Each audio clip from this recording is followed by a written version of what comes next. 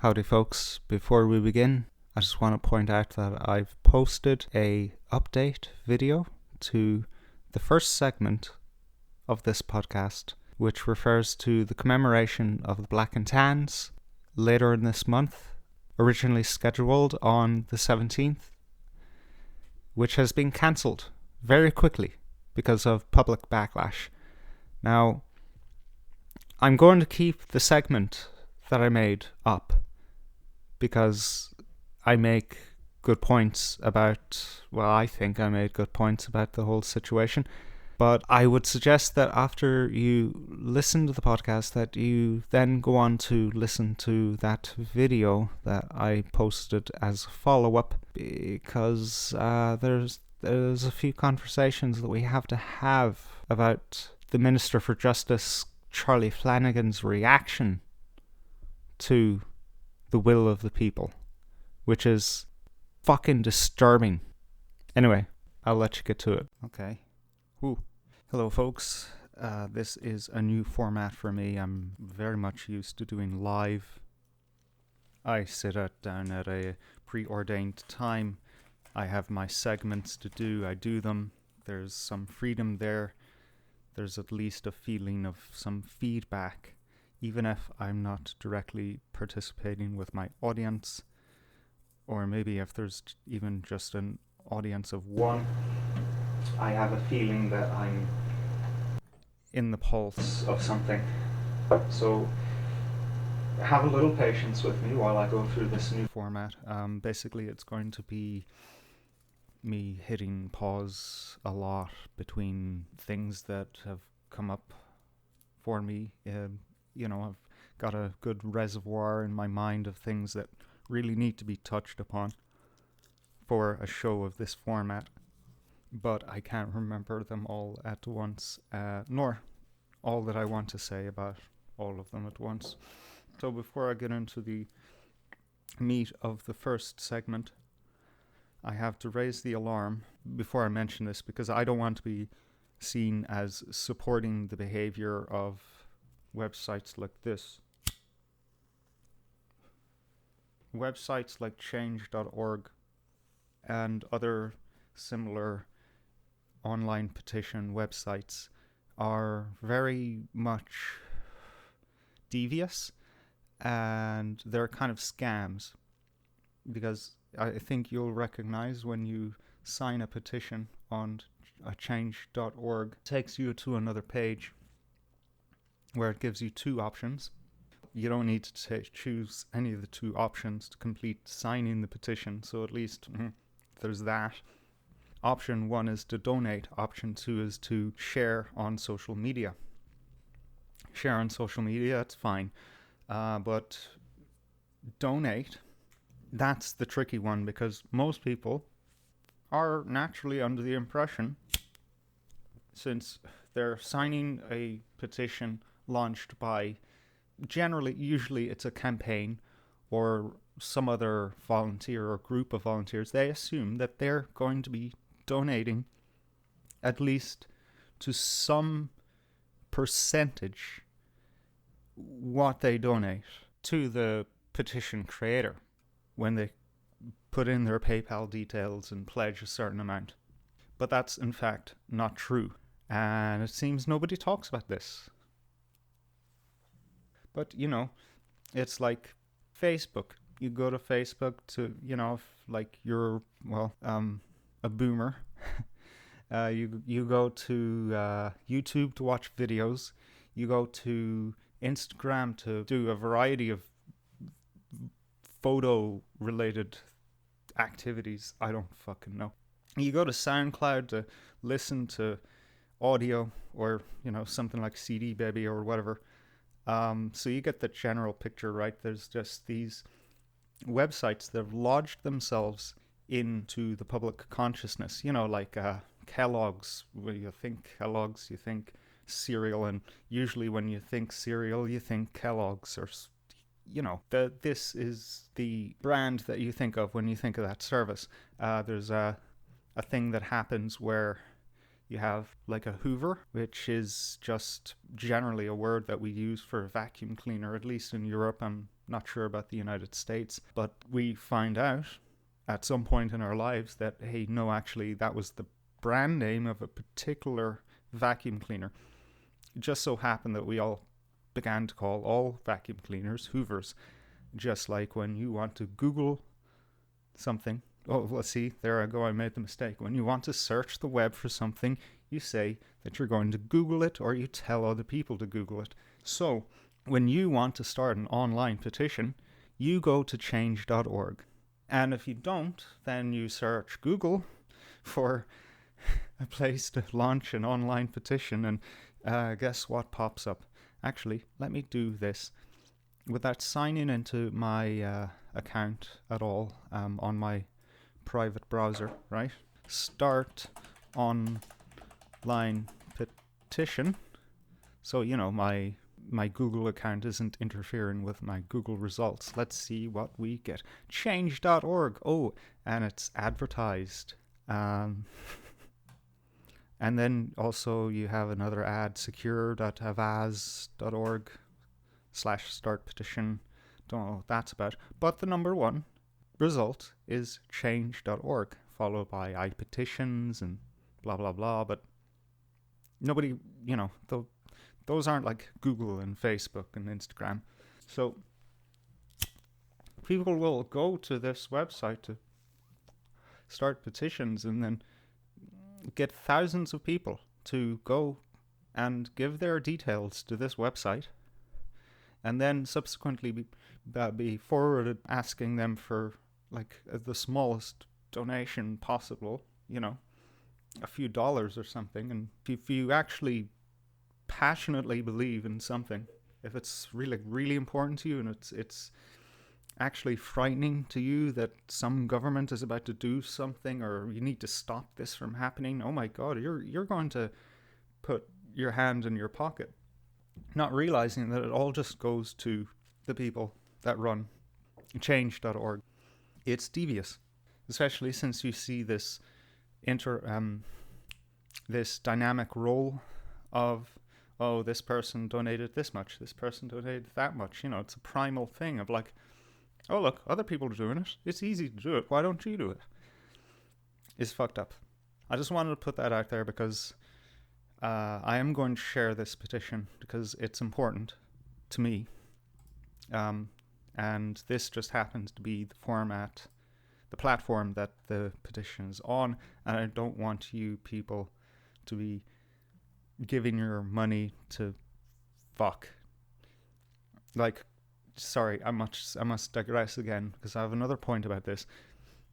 They're not doing anything special here, folks. If I set up and ran my own blog and like how many 9,930 signatures so far on this petition. If you clicked on this at all, then likelihood is 90% chance you're going to actually sign it. So let's say 11,000 people visited my blog, and then 9,930 of those people placed a comment on this blog post that they were linked to. That would be very negligible processing power for my server, very negligible bandwidth, at least in terms of, say, if just 1% of those people gave me €1, $1, whatever, maybe some gave me $10. So let's just say I came out with $90 at the end of this experiment where almost 10,000 people commented on my blog. I would come off as more well-off, a lot more well-off, 10 times more well-off. We can't be fooled by the specialization of this website, that they do something special, that there's some hidden technology behind this. No, there really isn't. And not a lot of computing power behind this. Anyway, let's get to this, okay? Because this is fucked up, folks. Don't commemorate the black and tans. Yes, you heard it correct. You haven't fallen down the rabbit hole and ended up in Oz. You are still on Earth, and the year is 2020. You haven't gone mad. You're hearing this correctly. our government want to commemorate the Black and Tans. So sign this fucking petition, okay, and give a resounding no to this. Even if it doesn't work, this petition, you have to think about it. We only show up at like 30% in the polls. We only come out to vote at around 30% mark. At some point it was like fucking 17% a few years ago, maybe like 10 or so years ago. So our government isn't a whole lot afraid of us. Excuse me. Our government isn't very afraid of us because, what are they going to do? They don't even vote. Even if there was an alternative to come up and face us in a political battle, nobody will vote for them, so we can do whatever the fuck we like. But at least if we show them, hey, in excess of 10,000 people, and I'm pretty sure that by time this petition is done, it'll be a couple tens of thousands, fingers crossed, then we can kind of frighten them, at least give them a signal, hey, people aren't as asleep as you think.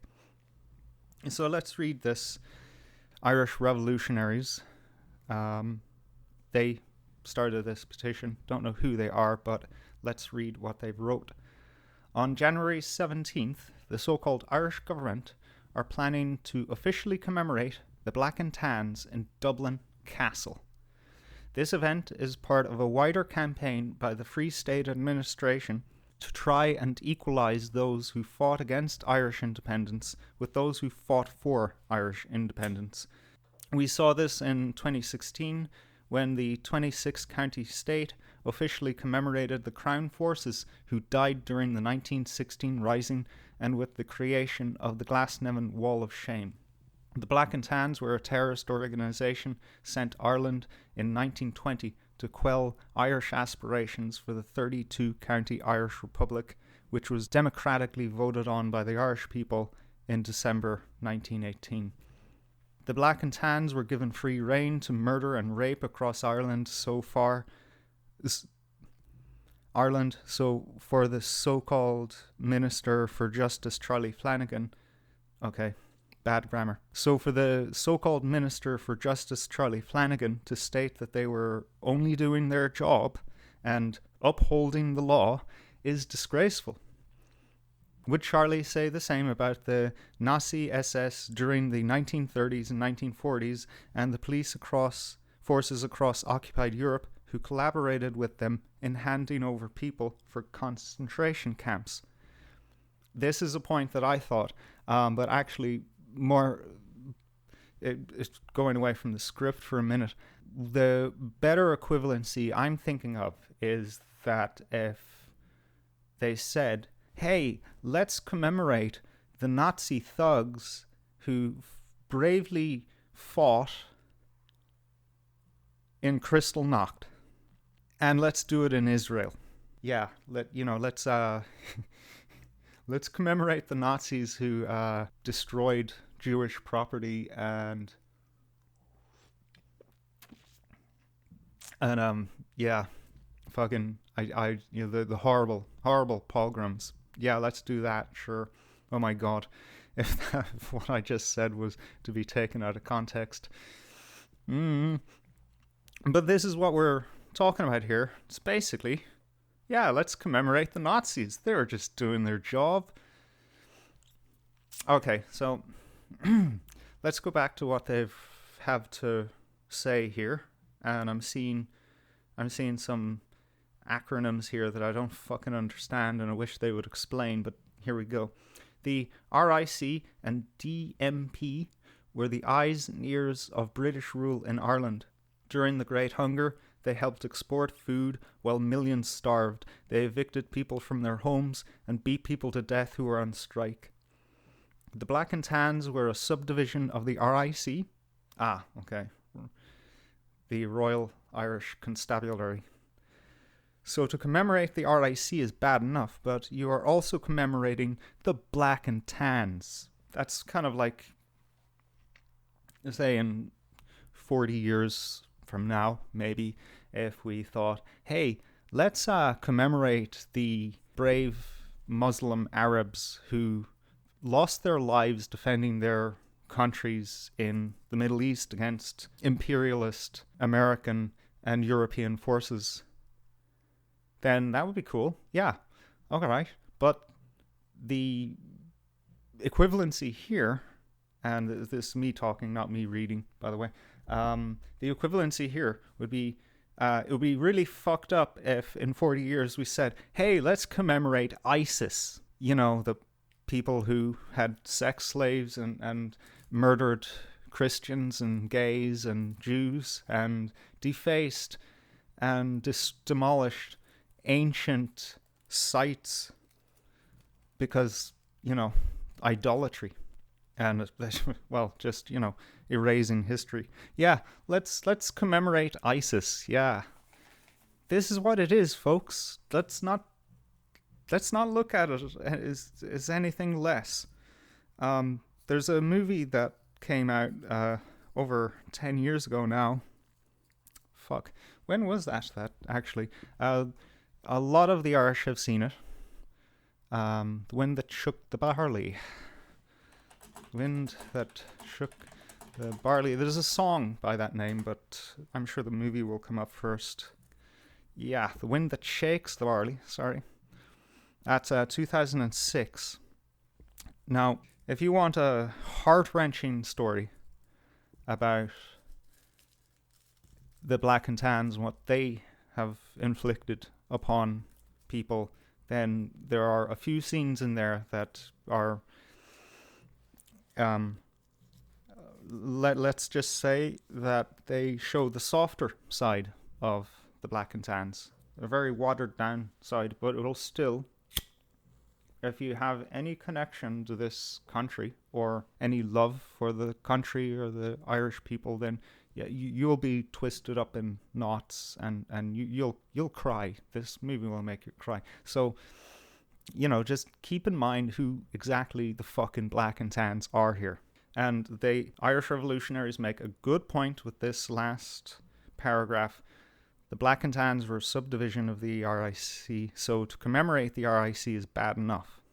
Yeah, bad enough. It's, to commemorate a large group, say the Muslims in the Middle East, just as a whole. Yeah, that's pretty bad because a lot of them were fucking warlords and terrorists. At a push, I can see, yeah, the Royal Irish Constabulary, they were doing their jobs. But then there were a lot of bad apples, and they were actually enforcing colonialism. Right, so let's return to what Irish revolutionaries have to say after a sip of beer.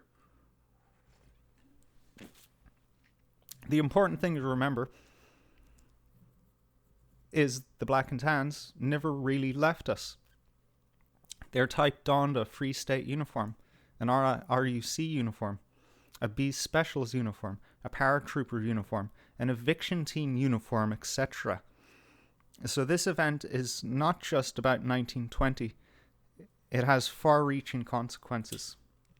Damn straight. This is revisionism, actually. Let me just finish. Actually, I just realized there's only one more paragraph here.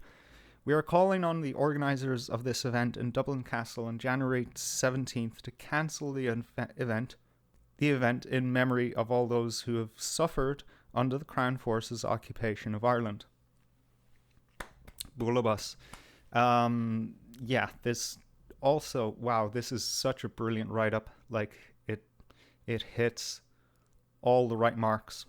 If this didn't go through a series of editings and revisions, then I'd have to say a fucking genius wrote this. It really does lay it out very simply and without rancor, and touches on the important points. One thing that, if the guys had the liberty of writing a whole fucking book about this, I would suggest that they would go further into this whole idea of, this is the same uniform up until this day, and this is far-reaching consequences. What this is, folks, is revisionism. revisionism by the back door over time. And it was pointed out, this is a part of a campaign,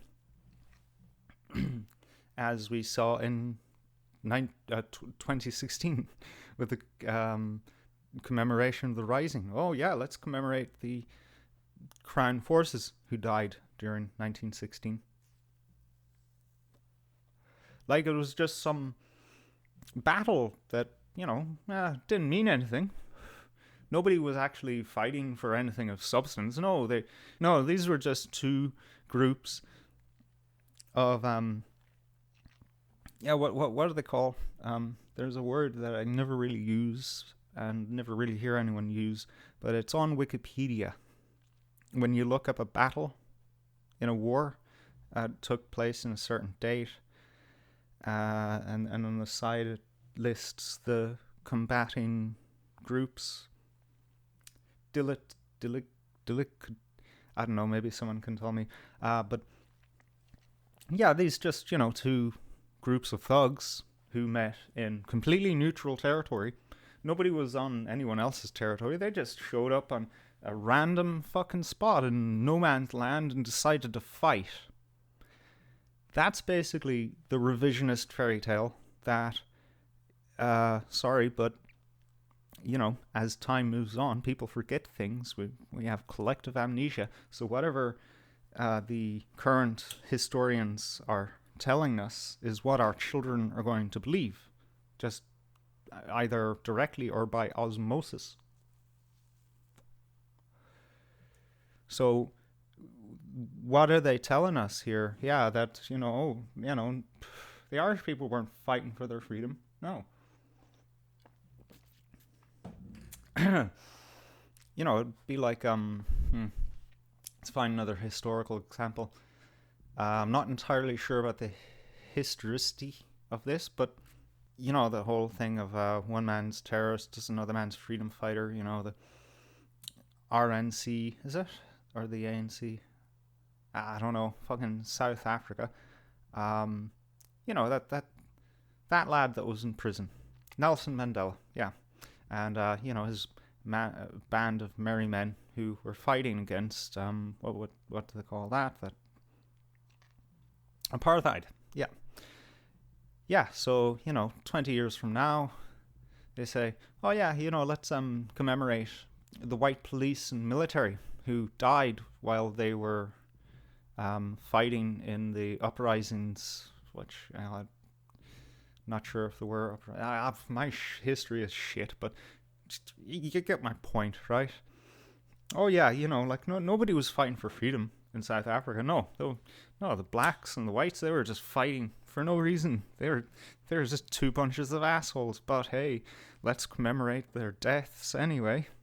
No, if we ever wanted a sign that in bright neon that are suspicions from years and years ago of the left trying to turn everything into a big homogenous grey mass where there isn't any right, there isn't any wrong, it's all relative, then this right here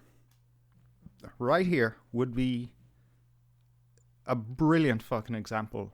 Not even an example. No, it's like you take this into a court of law with the Irish government, or the Free State as Irish revolutionaries call it, as defendant. The judge would smack his gavel and send those cunts to jail. Because, no, it's anyone with a thinking brain will see this for what it is. The only way that it could get any more obvious is if the left decided, hey, let's commemorate the deaths of the Nazi guards in Auschwitz who died because the food supply was broken off the camp during the war and disease set in amongst the prisoners and spread to these guards. So let's commemorate these guards, because even though they probably done some pretty fucking terrible things to Jews and other outcasted demographics in Europe. They deserve to be commemorated.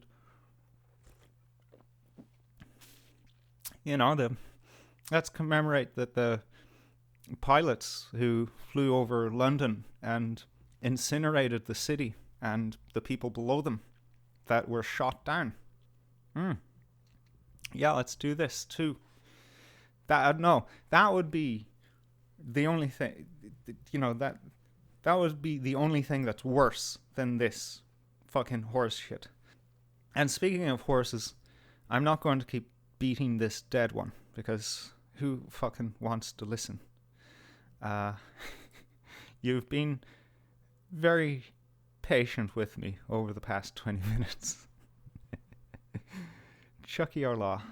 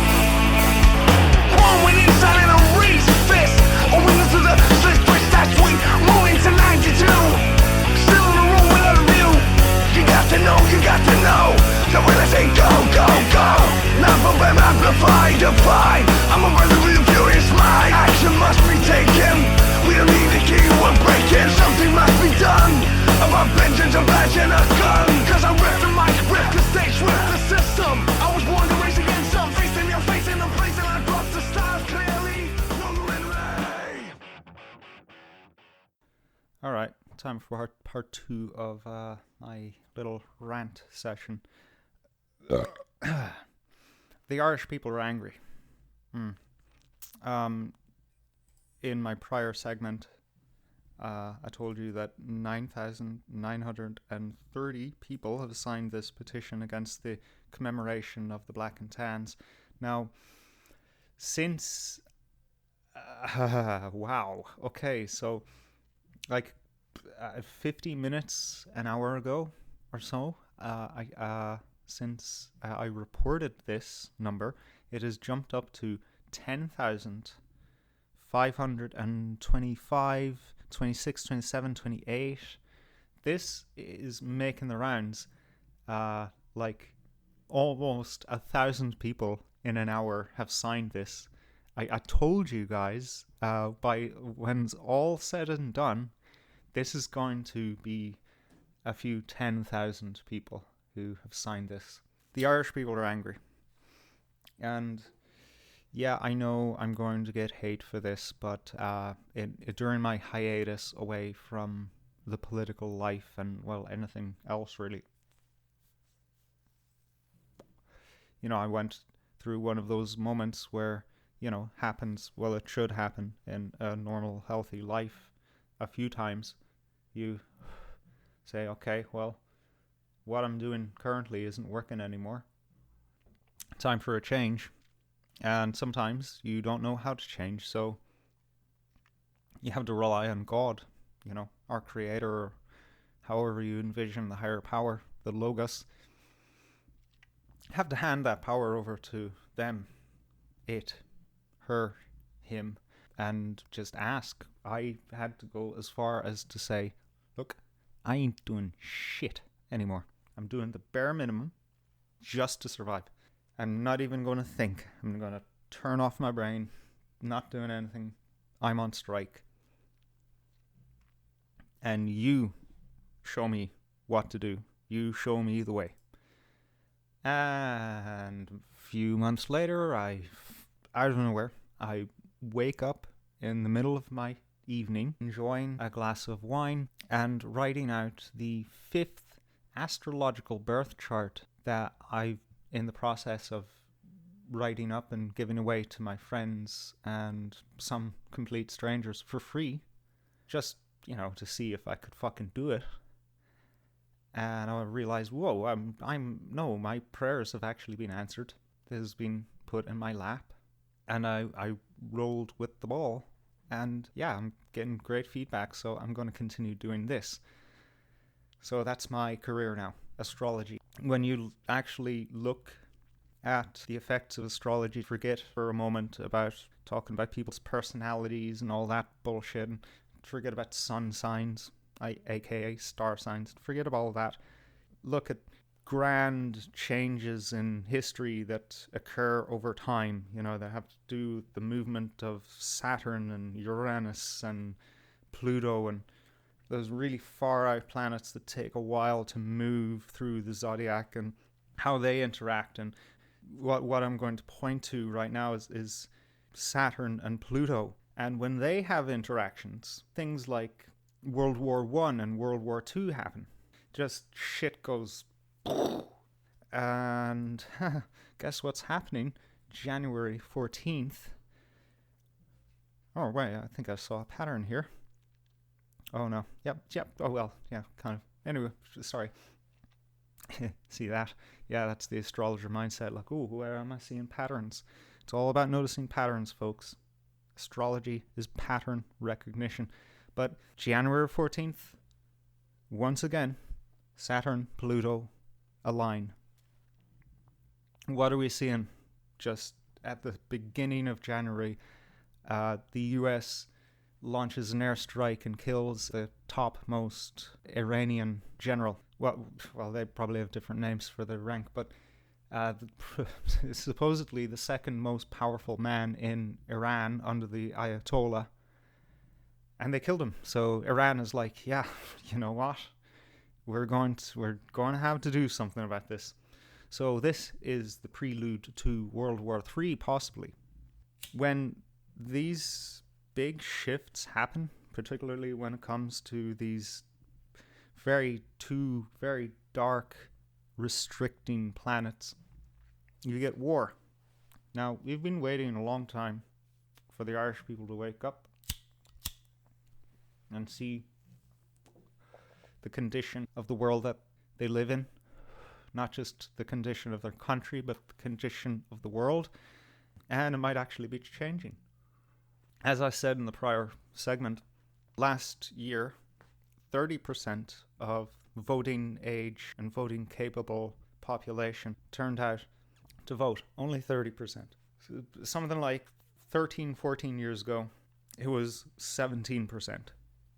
Now, I'm not turning that into a pattern saying that, we jumped by something like 12%, almost a 50% rise in people who aren't apathetic and want to vote.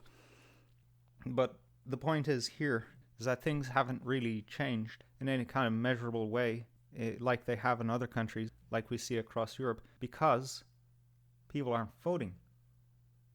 It doesn't matter who you vote for, folks.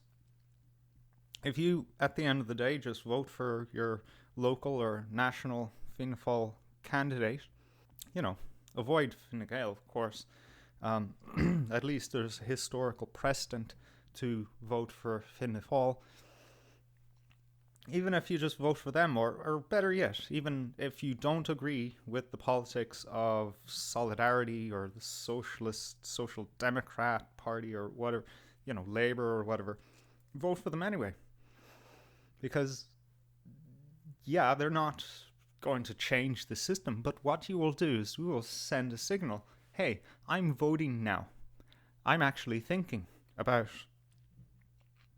what I want out of my country. If it's only 30%, if it's only less than a third of the country who want to vote, and most of those people are so fucking thick that they keep voting for the same fucking usual parties over and over again, then the incumbent powers are going to say, well, we can do whatever the fuck we like, because what's going to happen next election? Nothing. They're still going to not vote for us and leave the decision up to the fucking morons who voted us in the last time. Or they can also fear a reprisal on the streets, some kind of plebiscite, rising up and fucking dethroning them in a legal process, you know? Like, whenever one of those terrible fucking referendums went through that, pissed off the Irish, or, actually, well, no, more accurately put, destroyed Irish sovereignty, there were court cases launched to actually stop these from going through, with challenges. There was even a court challenge to the so-called Eighth Amendment referendum. So the problem with these things, though, is that it's not that they didn't actually win legally, it's that nobody fucking cared. Nobody got out in the street in support of this legal process, or submitted any fucking kind of petition to the court overseeing this case or anything like that. So y'all gotta get out and vote. As much as it pains me to say, at heart I'm a libertarian, I'm an anarchist, I would rather that we just took care of our own business and built a parallel society. Made our own government. Doesn't have to look like a republic. Doesn't have to look a certain way. It can be a more decentralized and locally focused governmental arrangement where it's more of a direct democracy. Sorry, it's fucking roasting this fucking house. My housemates just love having it at like 20 degrees indoors at all times. Jesus, sorry. Ranting on my personal shit. Oh my god. It's just, you get out of breath when it gets so hot. Where the fuck was I? Before I realized that I was suffering from heat stroke. Where was I? Let me go back. Let me go back to what I was saying. Shit. Alright, there we go.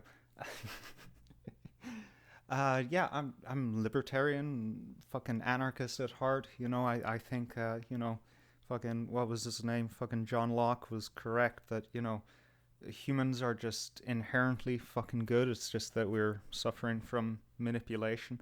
That, that we can have a better society if we frame it around, natural law, something along the lines of the Brehon Law that we had a few hundred years ago. But that's just all pies in the sky at this stage. I realize that. I'm approaching my mid-30s, and every fucking day I realize, no, there's actually no hope of anything spectacular happening in my lifetime. No, not at all. People are as dumb as fucking vegetables.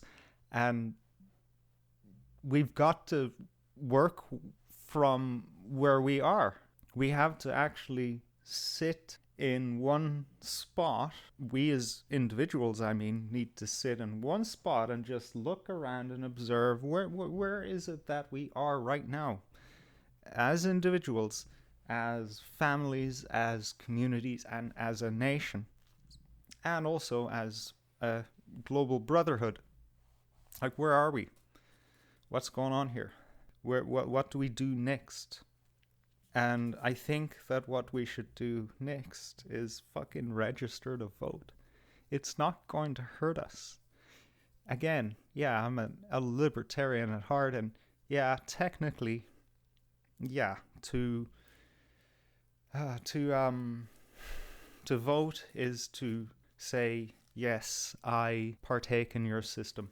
I give your system legitimacy. And as my teacher once said, that people bicker, and this is an American context, by the way, people bicker, oh, but I didn't vote for your dictator, I voted for my dictator. Except my dictator lost, and, your dictator is all fucked up. Yeah, as much as I truly believe that in my heart, no, sorry, no, we're not going to have Well, okay, I won't rule anything out, but I'm not going to fucking put all my eggs in the basket of yeah, tomorrow we're all just gonna fucking wake up and take back the country and everything will be fine. No, especially not since we're in this situation where every every week we need to build like fucking something along the lines of 500 new housing units for the next 20 years to sustain the natural growth of the country population. By the way, and that's not without any extra levels of immigration that's going to be imposed upon us. And that, that there's no fucking room in the hospitals for the people who are already here, blah, blah, blah. Yeah, no. Even, taking that into consideration, no, we're not going to turn this ship around in 24 hours. Well, I'm not going to hedge all my money in that gigantic gamble. It's like waiting for the second coming of Christ and joining a cult that says, no, he's actually going to return in 1938 or whatever year that the Jehovah's Witnesses said that he would come back in. Or no, is that the Antichrist? But, every fucking cult says, oh yeah, it's going to happen in 10 years. It's going to happen in 2 years. And then, you dedicate your life to this cult and turns out, no, actually you were wrong. No. And if there is a second coming of Christ, guess what? It's going to happen in 5,000 years and you're not going to be alive. Probably none of your descendants are going to be alive. So, well done. You just wasted your life. No, I'm not waiting for the second coming. No, just fucking register to vote. That's the... Yeah, we might actually fucking make a dent this year. Like I said, Saturn, Pluto coming together. There's a Facebook group. Sorry, I'm just looking at, because there's supposed to be Facebook has a transparency thing now. Supposedly, you're supposed to be able to see the details of a group. Wait, maybe it's in description. No, but either this is a very, very, very new group, or it's new to me, which says a lot because I have my tentacles spread out far and wide in Facebook. So it would mean that this is gaining a lot of traction. We have 69,418 members. I have anything to do with the group, but I kind of do. And this group is called Protest Against Homelessness in Ireland. Less talk, more action. What makes me think that this is a very new group is that I just have my finger on the pulse. I am sniffing out the zeitgeist, and it's only in 2019 that people really properly began to freak out about the homeless crisis. Now we've got like plus 10,000 people on the streets. Even with all of these fucking schemes and whatever that the government has set up and HAP and blah blah blah, because you're not going to HAP your way out of the homeless crisis. If there's no homes to put people in, then HAP can't fucking... None of these schemes. Putting people into fucking hotels isn't going to fucking do it. I heard from a friend a fragment of a fucking conversation because I was, busy at the time, but I overheard this person, I take seriously. He's not a politically driven guy, but, he doesn't talk shit. He said something along the lines of there was only one house built in Galway in 2018 or something like this. And yet our population is growing. But yeah, the digression over. Why did I bring up this group? Sorry, I'm one fucking beer into this podcast. It's not good to drink and podcast. I don't know. Let me know, folks. Give me some feedback. Do you like my stream of consciousness here? Because, I don't think we talk enough as a people. Yeah, sure, this is a one-way street right here. This is me giving a endless fucking soliloquy. We're coming up on 50 minutes here of me just talking. But we don't talk enough. And honestly, the channels that I do see on YouTube, etc., on other platforms talking, well, they're not really saying it. Okay, they have some great things to say, but the quality is lacking, I have to say. I've seen a lot of examples on this Facebook group of people getting really fucking angry about the situation. And by the way, the cover photo here is advertising a protest. I assume it's going to be in Dublin. January 11th. Holy shit, that's almost a week away. Saturday. All right. Yeah. Why do we always protest in Dublin? I don't know. Maybe, ask John Waters about that.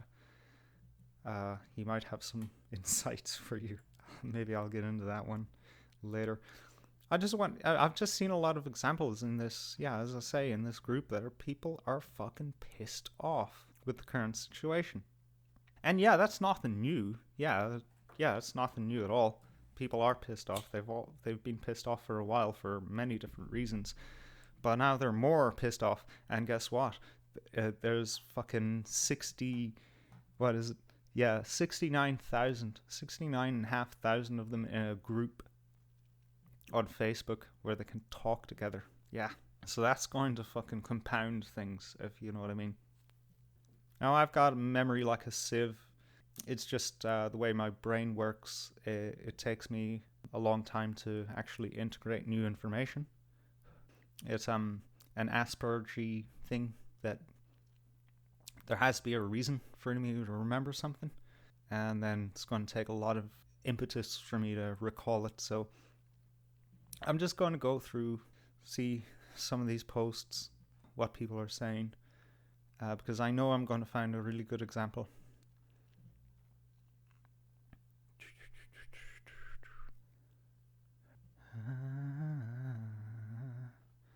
Yeah, you know what? I'm probably not going to find anything. I really fucking screwed the pooch here. Okay.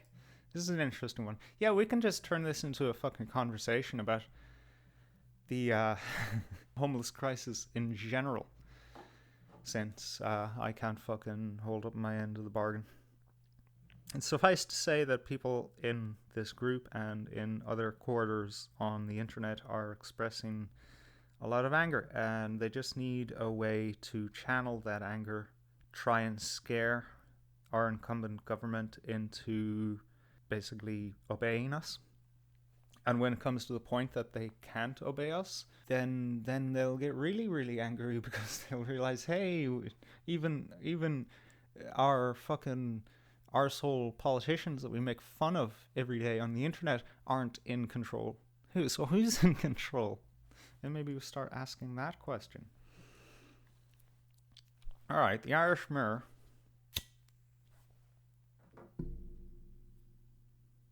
To be fair, is not the best fucking source of information. But I doubt on they're a shit rag. They're like, oh, look at this thing that happened in Coronation Street, kind of thing. Or maybe they might like push the truth. There's a big drive now on for fake news and decrying fake news, so I think they're going to be a little more cautious from now on.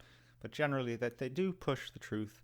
They do give incendiary headlines and overblown headlines to get people clicking. That's the Mirror. Just like back when they were primarily print. That's how the Mirror got you to pick up their paper and say, yeah, I'm going to bring this home and have a laugh. Or if you're actually of sufficiently low IQ, I'm going to bring this home and learn about the world. Sorry, I'm rambling. Number of Irish homeowners calling service over fears of being evicted doubles in weeks. Irish Mortgage Holders Association said the organisation has seen a 100% jump in the number of concerned householders. The number of homeowners calling a service over fears of being evicted has doubled in recent weeks. Head of the Irish Mortgage Holders Association, David Hall, said the organisation has seen a 100% jump in the number of concerned householders contacting them over worries of being thrown out of their homes compared to the same period last year. Okay. See what I'm talking about, incendiary titles. Mr. Hall said despite many people receiving letters from their banks at the end of last year telling them they have to leave their homes, he said they are not legally required to issue the demand. Speaking to the Irish Sunday Mirror, he said, "We have seen a 100% increase in correspondence compared to this time last year." In weeks. What the fuck are you talking about, Irish Mirror? Maybe we'll find out. There are many people living daily with the fear of losing their home. There are many thousands of repossession proceedings before the court. This is a quote from Mr. Hall, by the way. Sorry. The concerns have seen hundreds joining the public protest recently against the amount of people homeless, with the average price of a house in the capital at $366,000 and $250,000 nationwide. So that's like $250,000. And over $250,000 in the capital. Wow. Mr. Hall added, "The letter is intended to scare you. It's intended in some circumstances to force you to leave the house and hand back the keys without any advice and without any proper engagement." Had to scroll past a lot of shit. And here's another quote. "It's not a binding letter. It doesn't require you to leave. It's not like a sheriff's letter.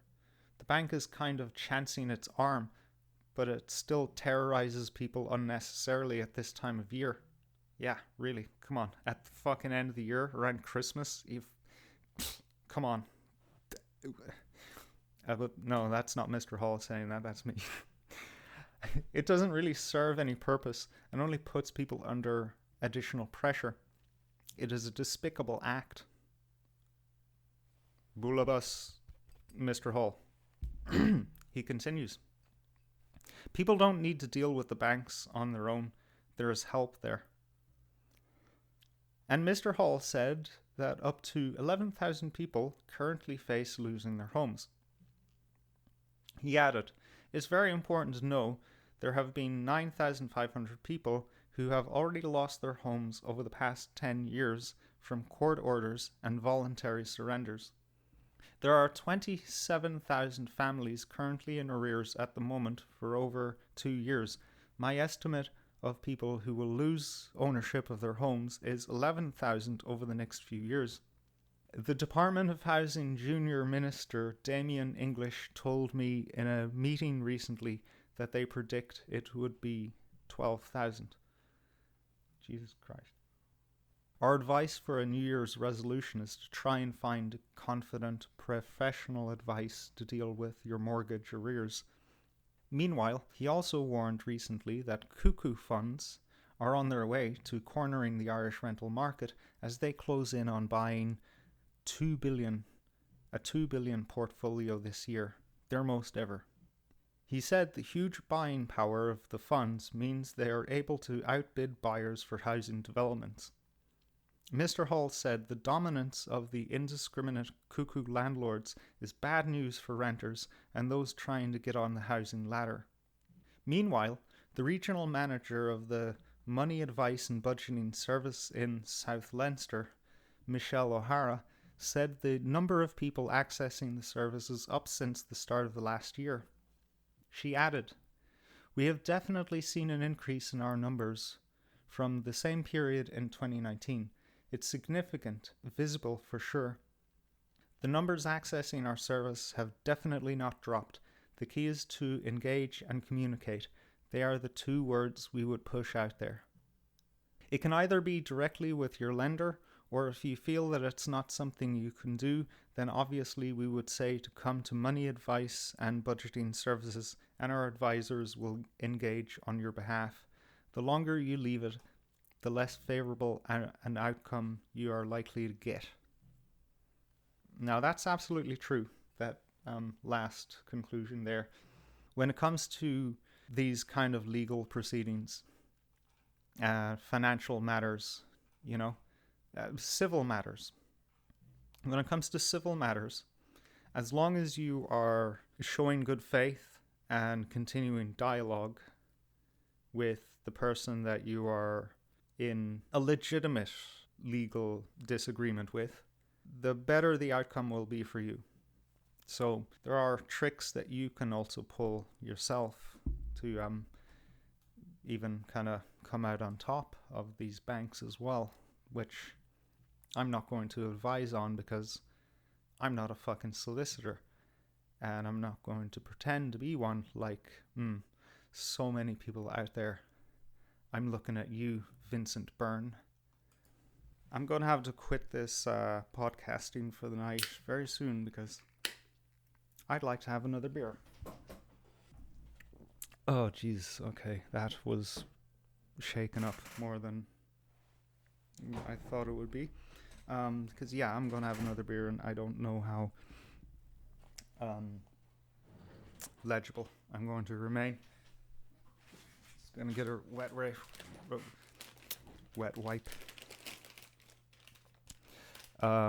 Look, there's an easy solution for this thing, this housing situation. We've got vulture funds buying up the fucking properties of people who have paid through their fucking arseholes for many, many, many, many years. Paid on mortgages that were unfairly priced to begin with. We have been conned as a society. Like, on the whole, we have been absolutely fucking shafted in a conspiracy, and this is something that you need to keep in mind for a point I'm going to make in a moment. But these vulture funds who are going to, as the Irish Mayor fucking article just fucking breezes past, are going to start affecting renters. Because soon you're going to have these vulture funds who basically are international, transnational organizations that hold vast amounts of sums for multiple clients and just fucking buy all the assets they can fucking find. They're going to start to be our landlords now.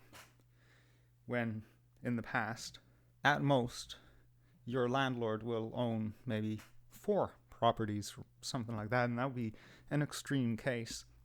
But then even with those 4 properties, there's some kind of level of fucking human interaction that you have with your landlord, some kind of connection there. So we're going to lose that to these basically absentee landlords. Let's just call it for what it is. This point has been made by many people online and offline, that this is kind of like history repeating itself. Fucking masked police. I'm not calling them Gardaí because they're not Gardaí anymore, not since Drew Harris took charge of them, Mr. MI5 agent, coming up and kicking people out of their homes on behalf of fucking landlords. Has that happened before recently in Irish history? I don't know. Maybe I should go back to primary school and fucking figure that one out. And now you have real, actual absentee landlords from other fucking countries in the world owning your little fucking tiny slice of the space in this world that has been allotted to you by society, and they're going to raise the bar even further so that you're stuck in some kind of fucking hovel that's badly designed in the first place, that's a fucking sinkhole for your disposable income. Yeah, that's not a fucking pretty situation. What I suggest, and touching upon my libertarian anarchist fucking vein here, is that we bail ourselves out as a nation. We say, okay, the banks had a bailout. We're still actually bailing them out as we speak. Yeah, every day we're bailing the banks out. They're going on zero tax and they're receiving our fucking money still. They're fucking beginning to charge us now for keeping our money in their fucking banks. Time for the tables to turn. Where we say, no, actually, we're calling an amnesty on all outstanding mortgages. All outstanding mortgages. Don't care what you have to say. Don't care what you think the fucking consequences are going to be. No, just absolute amnesty. Everyone who lives in their home, who isn't renting, gets to keep that home forever. And then we start again. Might sound like a socialist revolution or whatever, but hey, I don't give a fuck what you call it. I call it giving Irish people their homes back. I call it being practical, being pragmatic. I call it being fair. I call it being compassionate. I call it being fucking human. Because at the end of the day, the chief axiom of law, even if it's just common law, even if it's just Roman law that we're dealing with, the prime axiom is that law is made to serve man, not the other way around. If man has a need, then the law will change to suit that need. As long as people don't get hurt, we're not going to be sending people out to live on the streets because we have called an amnesty on all of the mortgages. Now people say, yeah, but these people, they said that they would pay this. They entered an agreement. They signed their name on the dotted line and they said, yes, I want this loan to buy this house. But what happens when an ordinary human being is helplessly born into a situation where higher powers have conspired together who shouldn't be conspiring together in a just world to make it so that this individual pays the highest premium for the most fundamental right of actually not sleeping out in the fucking street, of having a place to keep their possessions and be with their families. It kind of sounds like a breach of every kind of law, of decency, primarily of decency. Now, if we can't guide our civilization by the compass of decency, then what are we guiding our fucking civilization upon? The compass of, well, they agreed to pay the fuck you, man. You're spineless. You have no vision, no idealism. This is the voice of a dead man speaking to you when you hear this shit. No idealism, no vision, no compassion for others either. I don't know how much truth there is to this, but there's a joke, I would say. I guess it's a joke. People make up all this stuff online all the time, but the etymology of mortgage has come from French, or maybe Latin, I don't know. Mort being death, and gage meaning trap, or bind, or contract. It's a marriage to your death, basically. It's something you're going to take to the grave. Something that's going to kill you. Most mortgages have been taken out before the crash of the fucking last decade. Or is it no, it's the decade before last. Holy shit, it's 2020. Most mortgages were taken out before 2008. And yeah, everyone should have known. Yeah, the economy didn't, it's not impervious. It's not going to grow forever. Yeah, okay, fine. But, people just are people. They're not They're not programmed. We're not programmed to think fucking decades into the future. And that's part of the fucking problem with the mortgage process. The economy was booming. People had skills. People had jobs. And there were more jobs available every day. It was looking pretty fucking good for a long time. And, okay. We as individuals mostly got carried away with our big screen TVs and our cocaine and whatever it is that, pulled our attention away from things like, I don't know, the Troubles up north or something.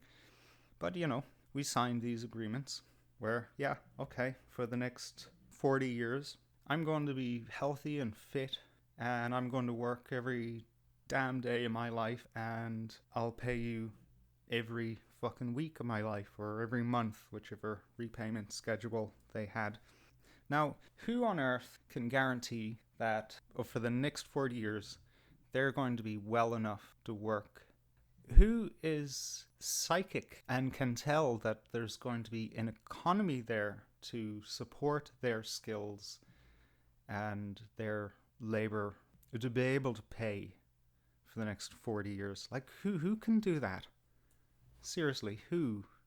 Nobody. Nobody can fucking do that. Nobody, unless they have some family on the wings and they own a stake in some major company that is evergreen and it's probably never going to go away, so that the family can come in and say, you're going through hard times, here's a couple of grand to get you through until you find your feet again. No. Most people aren't in that position, of course. So, where's the justice here? How is that okay? It seems like a bit of a con job. And the etymology of con job is confidence job. The very bare bones anatomy of a con job, of a confidence job, swindle, of a grift, is that one or more, usually more people, depending on how big the fish is, goes through some kind of process to convince the mark that they're actually getting a good deal. That actually, no, they're not getting a good deal. They're getting a fantastic deal. Actually, they're putting the con man or con men at a disadvantage. That they're coming out on top. And then something goes wrong. Or something goes wrong and the mark doesn't even realize it's going wrong. And then in the end, who loses? The mark loses. The con man walks away with all the money. How is this any different to what happened to thousands of people in this country and will happen to over 11,000 people over the next few years? How is this any different from the people who were barely fucking conscious of their life as a human being in the early 2000s and are now in their 20s now and expected to go into the labor force or go to college and also at the same time fucking rent and live out of their family home? How they didn't know this was happening. So how is this anyone's responsibility other than the people who have done the swindling? How can anyone in good conscience come along and say, well, the people getting evicted, they deserve it because they didn't pay. They said they would pay, but they didn't pay. Fuck you, man. No. I'm very ranty McRant here, but Jesus Christ, I'm pissed off, and so should you be. And to wrap up my little segment here, I think you're about to see the wrath of the Irish people. I'll tell you what, it's not exactly what I would like to see. I think there are more constructive ways to go about changing things for the better in this country. But I'm not really in a position, or being honest, properly motivated enough to suggest an alternative. I don't have the megaphone. I don't have the reception. God, I try. I talk to the people that I do in my life, and I talk fucking groups like this about the homeless protest. I give my 2 cents on, maybe we shouldn't do what is happening in Paris and burn our own fucking country to the ground. But hey, at least it's something. It's something. And that something is going to happen soon. So if you are inclined to propose your own vision of reality, your own ideology, I would say that over the next month or 2 is the time to do it. Is the time to get your voice out there and make your suggestions on how the future of this country looks. Howdy folks, just a little edit before I finish up. I have an inspiration to end the show with Sign On by the Irish band Lankum, and I dedicate this to the bankers.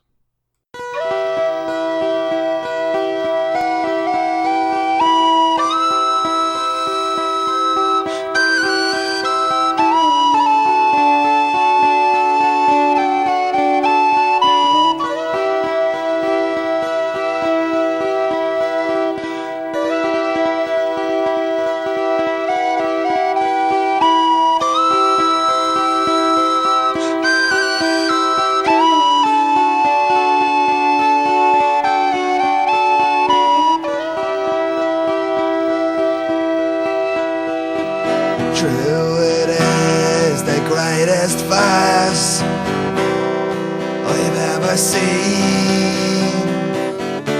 Why should I work for money when you give it to me for free? 124 yo-yos a week straight into me hand. God bless the dough, the system works. This is fucking grand.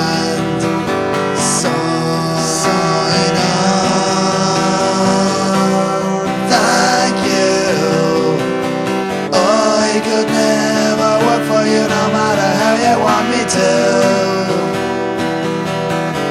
Sign on, see you every 4th Tuesday down in the dog queue. I've never worked a day in me life. I'm a thieving little cunt. You say that me models are wrong, that me thinking's all back to front. As you waste your miserable life, can you look me in the eye and tell me that you're happy, that your freedom is something they